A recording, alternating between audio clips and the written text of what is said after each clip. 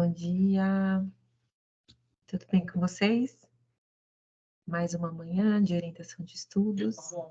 Hoje, trilha 3 do programa Descodificar. Rafa, bom dia. Bom dia. Tô por aqui, tá bem? Tá bom.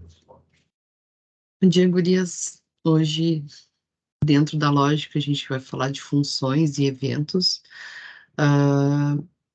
Já falamos sobre funções, né? Já falamos também sobre eventos, mas é só para a gente dar uma fixada no assunto, né? Porque depois, quando a gente for fazer as aplicações se comunicarem com APIs, enfim, viram os programas, né, a aplicação da gente vira só em função.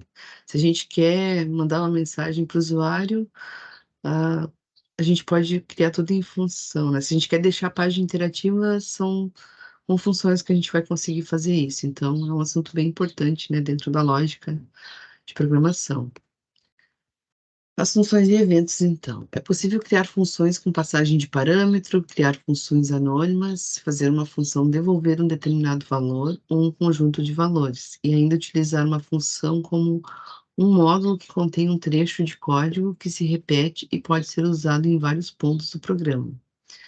Então, o foco dessa mentoria, né, eu sei que a gente já viu funções na trilha 1, a gente já viu funções na trilha 2, inclusive, outras formas de usar as funções, né, mas na lógica, a gente tem que entender bem esses três conceitos, que é a passagem de parâmetro, as funções anônimas e as funções que retornam valores, né. Esses seriam os três principais conceitos sobre funções. Depois também foram vistos lá, foram vistas as funções de seta, né? Desculpa, de seta na trilha 2. A gente não vai comentar nas funções de seta, a gente vai falar sobre o conceito, né? Sobre a finalidade da função, o que realmente faz, que é o que a lógica traz para a gente, né? Quando a gente estuda lógica, a gente aprende como realmente funcionam os comandos, né, os recursos. A gente entende bem o conceito, porque daí, aprendendo bem o conceito, a gente consegue aplicar, né, em vários lugares. E a questão também do módulo, né, que a gente pode criar várias funções com funcionalidades e reutilizar esse código, né, também isso é um conceito importante. Esse conceito também, em cima deste conceito, foram criados os frameworks, né, que são trechos de código que a gente aplica no nosso código, né, são bibliotecas, são trechos de códigos em formato de módulo, em formato de pedaços. Então, esse conceito também é importante, né? Se tu cria uma função complexa para usar em determinadas partes do teu programa, em algum momento tu pode precisar usar essa função de novo em outro código, né? Então, se tu criou uma vez, tu não descarta, tu guarda e tu consegue utilizar sem problemas em outros programas, né? Então, é bem interessante essa parte de modularização. Então, assim, cada vez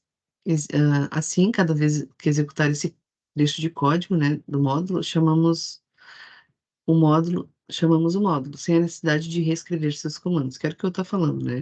No momento que tu cria a função, tu guarda ela e depois tu consegue reescrever não, reutilizar essa função em outras partes do programa, ou em outros programas, né? Os eventos podem ser mais explorados, né? A gente tem muitos eventos e eles podem. Aí a gente tem que ter uma lógica boa, né, de como utilizar eles de uma forma legal, sem deixar também a página muito cansativa, né, no sentido de cada lugar que a gente passar o mouse e mandar uma mensagem para o usuário, por exemplo, né? A gente pode usar os eventos de forma inteligente. A gente usa os eventos a partir de uma função, né? A gente chama uma função e essa função normalmente traz este evento. Então, eles ocorrem e podem ser programados quando, por exemplo, o usuário trocar um campo de seleção, sair de um campo de edição, esqueci uma vírgula aqui, posicionar o cursor em um campo do formulário ou pressionar uma determinada tecla no preenchimento de um campo, né? Então, em várias situações eu posso ter eventos. E esses eventos são chamados a partir de funções. Aí, comentando de novo sobre a modularização, né? Os módulos servem para melhor organizar nosso código, permitir a reutilização de trechos de programas e facilitar a sua leitura e manutenção. Também fica mais fácil, né, da gente entender quando o código está menor e dividido em partes, né, em funcionalidades, por exemplo. A manutenção desse código também fica mais fácil, porque tu vai saber exatamente aonde alterar, né, aonde mexer. Então, o foco é reproduzir códigos mais fáceis de manipular e passíveis de reaproveitamento. Estou sempre pensando no reaproveitamento, né? Contudo, o uso da modularização é igualmente essencial para a organização do programa. Então, por exemplo, se precisamos desenvolver um sistema para uma empresa que deve cadastrar os clientes, funcionários e estagiários, em todos esses, validar o CPF da pessoa. Se você desenvolver uma função para validar o CPF, ela poderá ser utilizada nos 3 cadastros desse sistema, né? Eu só vou mudar o ator, no caso, né? Eu vou usar o mesmo cadastro, a mesma validação para o cliente, a mesma validação para o funcionário e a mesma validação para o estagiário. Eu não preciso criar novamente, né? Eu só vou reutilizar. Então, uma vez concluída, ela poderá ser utilizada nesses cadastros e em outros sistemas que poderemos desenvolver, né? Então, que nem a questão que eu falei antes, pode usar esse cadastro dos clientes, né, que é uma coisa bem corriqueira, em outros programas, né? Tu uma vez guarda e depois tu usa nos outros lugares. E esse é o sentido da modularização, né? Aplicação da modularização. As funções são também chamadas de métodos, procedures e módulos. Em módulos, né, com pequenas variações de definição, dependendo da linguagem e do paradigma de programação utilizado. Então, né, a gente vai ter funções que podem ser chamadas de métodos, procedimentos e módulos, dependendo da linguagem que a gente está usando. No Java, por exemplo, a gente usa JavaScript, né, mas no Java a gente tem uma infinidade de métodos para usar, que que também são funções, né? Aí a gente entra nos conceitos. O primeiro conceito, funções com passagem de parâmetro, né? Um parâmetro é uma informação enviada para uma função no momento em que realizamos a chamada dela. Ela serve para ampliar o uso da função. As funções são chamadas para serem executadas, né? Não basta eu apenas criar uma função e não chamá-la no meu código, né? Então, para ela ser usada, ela deve ser chamada. Chamar uma função consiste em uma linha de código com o nome da função com os parâmetros inseridos dentro dos parênteses. Então, eu tenho 2 exemplos aqui. Eu tenho um alert, né? Chamo um método alert, aqui uma função, aliás, um método, e estou chamando ele com um parâmetro, né? Que é o muito obrigado aqui, com um valor. E depois aqui eu tenho uma função com 2 parâmetros. Aliás, desculpa. Esse alert aqui, eu chamo ele e já estou passando um parâmetro fixo para ele, né? Que é o muito obrigado. Aqui nesse outro exemplo, eu estou passando 2 variáveis como parâmetro, né? Quando a gente fala em passagem de parâmetro, a gente sempre tem que pensar que a gente vai passar alguma informação para esse parâmetro, para essa função, que são os parâmetros, né? Então, aqui eu tenho uma função exibir situação, que eu tenho uma nota e uma média. E a lógica dentro da função, né? Aqui, se a nota é maior que a média, então o alert vai mandar uma mensagem aprovado, senão o alert vai mandar uma mensagem de reprovado. Tem um prompt que vai pegar essa nota, né? Fora da função, e depois eu vou chamar a função, né? Vou fazer a chamada da função e vou passar o prova 1 e o valor 7, passando os argumentos para essa função. Então, quando eu tenho a passagem de parâmetro, eu vou ter argumentos dentro dessa função. Aliás, os parâmetros vão receber argumentos para poderem fazer alguma coisa, né? Os argumentos vão ser as informações que eu vou passar. Então, nesse exemplo aqui eu tenho a variável nota e média. Os argumentos que estão sendo passados para essa função são prova e essa nota 7. Então, a prova vai ir para nota e o 7 vai para média, sempre nessa ordem. E assim, se eu tenho 2 parâmetros, eu tenho que passar 2 argumentos. Se eu tenho 3 parâmetros, eu tenho que passar 3 argumentos, tá? Não posso passar argumentos a mais do que eu tenho definido ali, né? Porque senão essa informação não tem para onde ir. O argumento é informação por parâmetro, né? Então, se eu estou passando 3 e só tem 2 para receber, um vai ficar perdido, tá? Então, os parâmetros são como se fossem as variáveis das funções, né? Que vão receber informações do teu programa principal. E a gente vai passar essas informações através de argumentos, né, durante a chamada da função. Então, isso é bem importante entender, né, o que são os parâmetros, o que são os argumentos e como passar esses argumentos para a função, né, lá no código principal. Como passar, no caso, chamando a função, né. Depois a gente tem as funções com retorno de valor. As funções receberam no slide anterior parâmetros e então apresentaram dentro de cada função uma mensagem ao usuário. Notem que aqui nessa função, essa função está retornando dentro dela mesma 2 alerts, né, para informar o usuário. Contudo, as funções se tornam mais úteis se retornarem um valor, pois dessa forma o programa que chamou a função define o que deseja realizar com o conteúdo retornado. Para fazer uma função retornar um valor, utiliza-se o comando return seguido do conteúdo de retorno, né? Então, se modificarmos a função anterior, né, a função situação, a gente vai ter um retorno de um valor, e esse valor pode ser usado com outras finalidades dentro do código principal, né?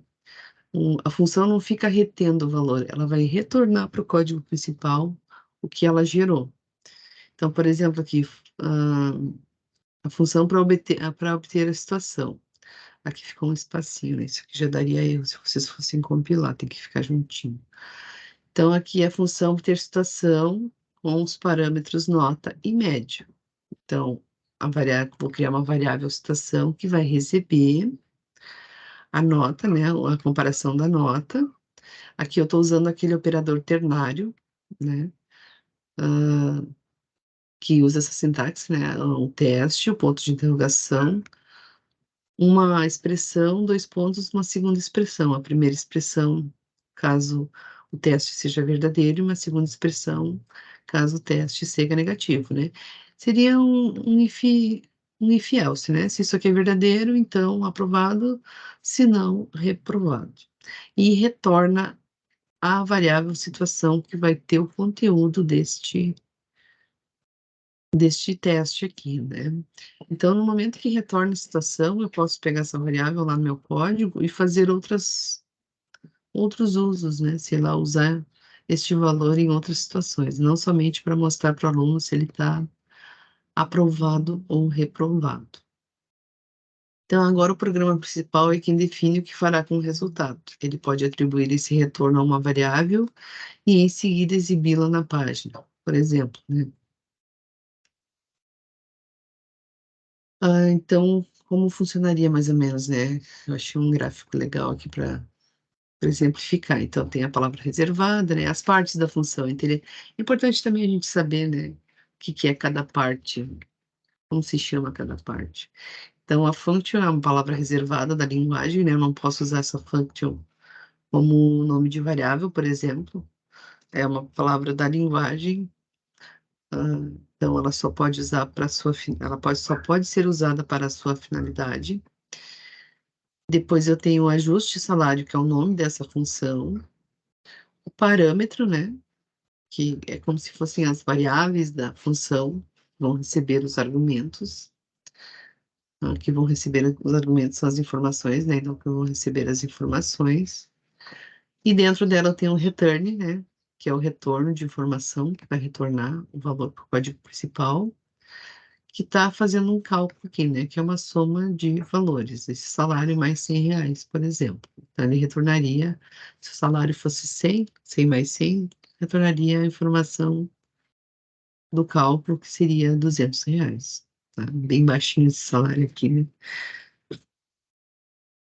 Depois, então, essa é a passagem de valor, né? Então, tem a passagem por parâmetro, a passagem por valor e agora as funções anônimas. As funções anônimas permitem definir a programação de um evento sem atribuir um nome para essa função, né? Por isso anônima, né? Não tem nome. Apenas se utilizar a palavra reservada function, aliás, apenas se utiliza a palavra reservada function seguida do trecho de programa que queremos executar. No geral, são utilizadas para inserção de pequenos trechos de código. Contudo, todos os recursos de programação podem ser normalmente inseridos em uma função anônima, né? Ela só não vai ter um nome, por isso anônimo. Ou seja, podemos dizer que as funções anônimas não dependem de nomes e são somente declaradas em variáveis, né? Então, as funções anônimas vão ser sempre declaradas em variáveis, porque alguém tem que receber o valor dessa função, né? Então, para a gente poder referenciar ela no código, a gente tem que ter uma referência de um nome, né? Para poder usar. Ela, tudo bem que ela é anônima, mas ela precisa estar em algum lugar, né? Para a gente poder usar a funcionalidade dela. A função anônima não se difere de uma função normal do JavaScript quando comparada como ambas funcionam, né? É a mesma coisa. A grande questão é que nem sempre precisamos nomear uma função. Então, funções anônimas fazem muito sentido seguindo essa abordagem, né? Sei lá, às vezes eu tenho alguma coisa simples no código que eu não preciso fazer toda aquela sintaxe, né? Colocar um nome e tal na função. E as funções atribuídas para variáveis. Então, a linguagem JavaScript permite que uma função seja atribuída a uma variável, né? No caso das funções anônimas. Ou seja, no lugar de se atribuir uma expressão para a variável, realizamos a atribuição de uma função. Por isso, esse formato é também conhecido como expressão de função, né? Então, quando eu tenho uma variável recebendo uma função, isso também é chamado de expressão de função. E para chamar a função, devemos informar o nome da variável e, como nos outros formatos, é possível declarar parâmetros a serem manipulados pela função. Então, aqui, por exemplo, tem uma variável chamada dobro, que está recebendo, esqueci bastante coisa nessa apresentação, o sinal de igual aqui também, senão não vai funcionar, né? Está recebendo a function, que tem um parâmetro A. E dentro dessa função, tem um retorno, né, de A vezes 2. Aqui também eu botei um colchete no lugar de um parênteses, uma chave.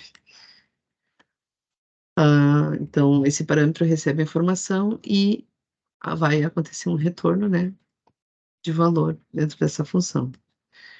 A variável não vai receber um valor, que é um número, né, e um alert vai mostrar que o dobro é o dobro, né, que é o nome da variável, recebendo esse valor que o usuário vai informar e já mostrando para o usuário, né. Então, eu já consigo fazer um cálculo, já consigo pegar um valor de retorno de uma função, já consigo, né, e já ao mesmo tempo mostrar para o usuário, tudo ao mesmo tempo. Então, isso fica mais rápido até, né, do que fazer o código separado, fazer o cálculo separado, né.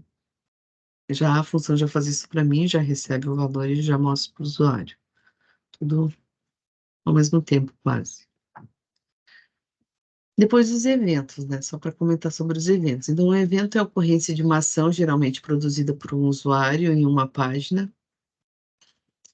Clicar em um botão, selecionar um item, sair de um campo, pressionar uma tela, passar o mouse sobre uma imagem, redimensionar a página, são alguns dos eventos que podem ser controlados em um sistema, né?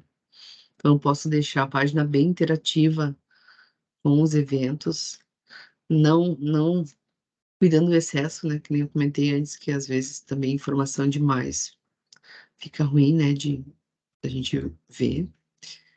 Adicionar programação nas páginas web associadas à ocorrência dos diversos eventos JavaScript permite criar maior interatividade, né, com o usuário, dando maior dinamismo à página, né, então tu pode também criar uma sequência de informações para o usuário ali que vai facilitar o uso do teu site.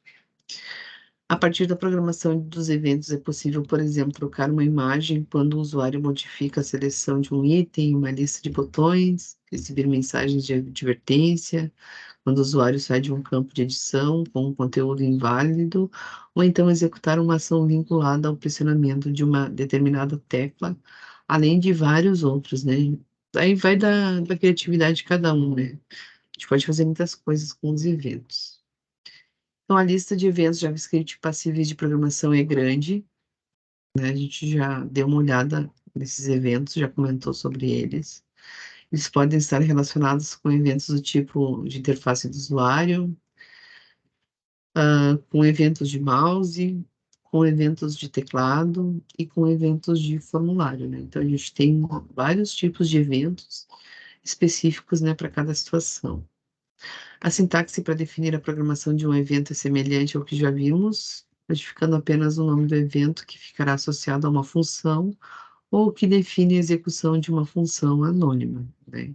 Então, sempre que eu usar um evento, esse evento vai ser executado, né, por uma chamada de uma função, normalmente.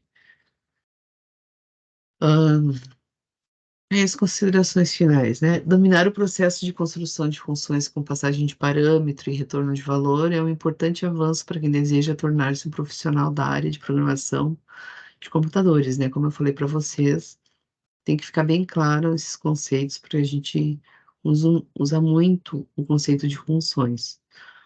Desenvolver programas com uso de funções organiza melhor o código, facilita o entendimento e, consequentemente, a manutenção do programa, além de permitir a reutilização de módulos já desenvolvidos, né? Não só a inserção também, né? Às vezes tu vai criar todo o teu programa em funções, em algum momento tu quer tirar alguma funcionalidade, né? Como o próprio nome já diz, uma função faz alguma coisa, então, em algum momento eu posso também querer tirar alguma funcionalidade. Se está em uma função de forma separada do código, eu só vou lá no meu código principal e retiro a chamada dessa função. O programa vai continuar funcionando da mesma forma, né?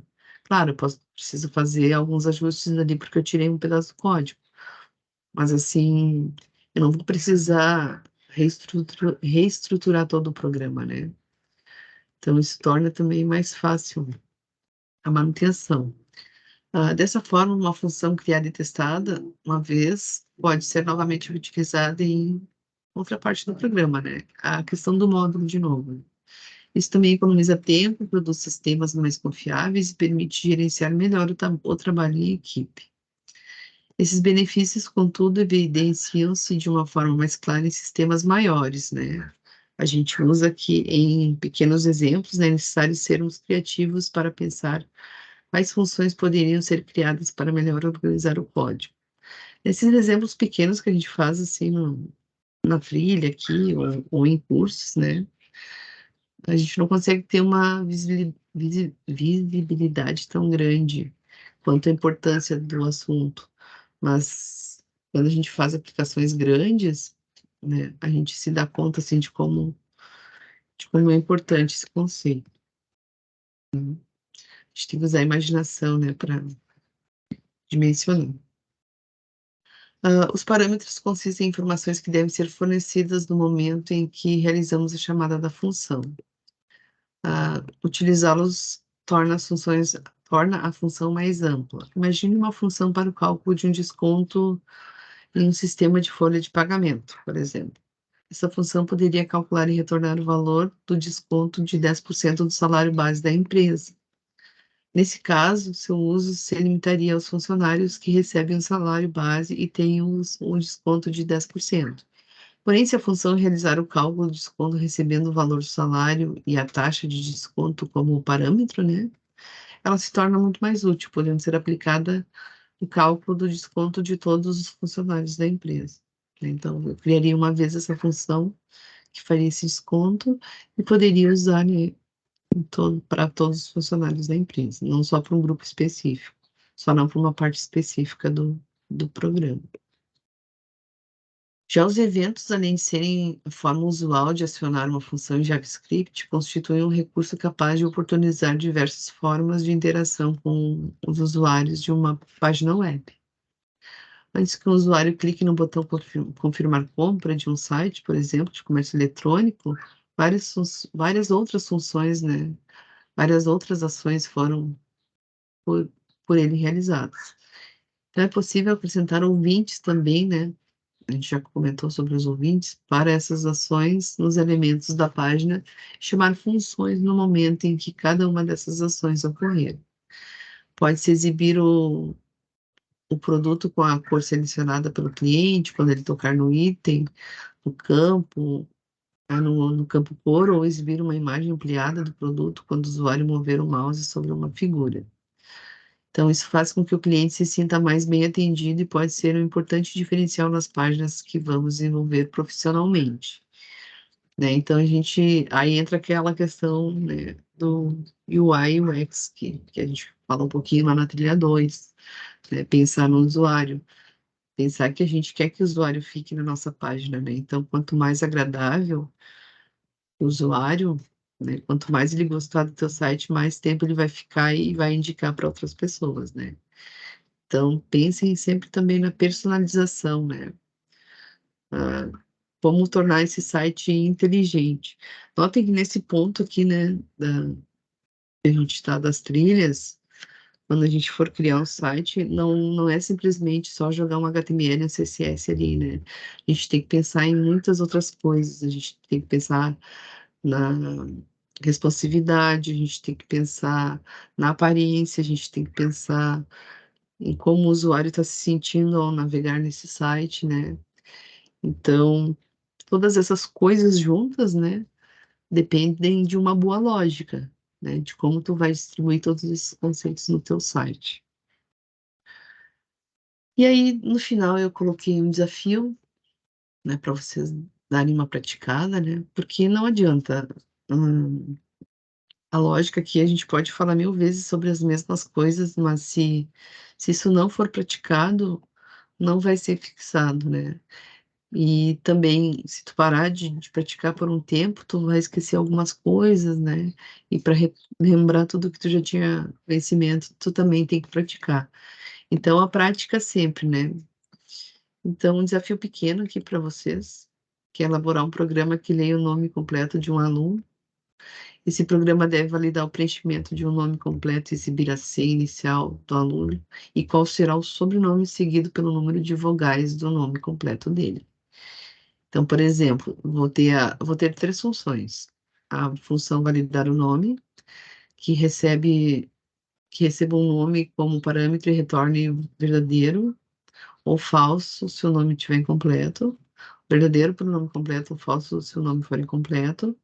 Outra função que vai obter o sobrenome, que vai receber um nome como parâmetro e retorna o último nome do aluno em letras minúsculas.